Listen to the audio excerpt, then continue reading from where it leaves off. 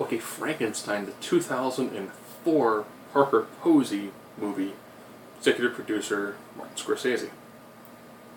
This is a different sort of interpretation of the Frankenstein character.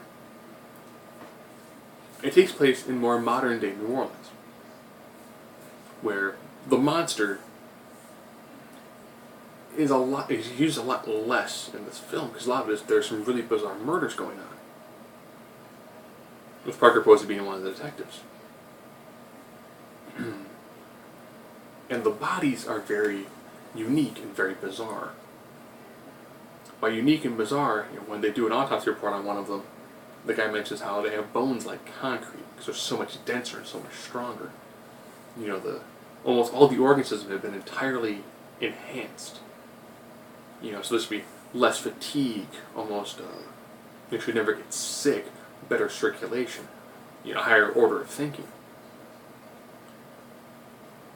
And it's one of those. It's a bizarre sort of film.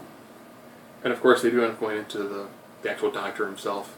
He's been around for a very long time doing experiments on himself, as well as almost kind of like trying to take his creations and constantly make more and more to almost try to perfect humanity. That ends up being the main crux of the story, with little twists and turns thrown in here and there. I will say this was a fantastic movie. Parker Posey, who sometimes called like the queen of the indie films, does a fantastic job as the female lead in this. Really shows that there are people who really know how to act who just don't want to be in these massive, major blockbuster films. So she does a fantastic job.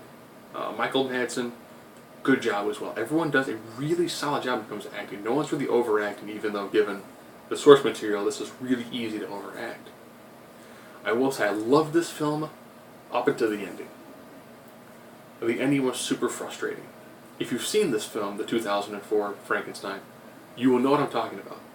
It runs up beautifully, and then in the last couple of minutes, it hits a point where you're like, you're not ending like this.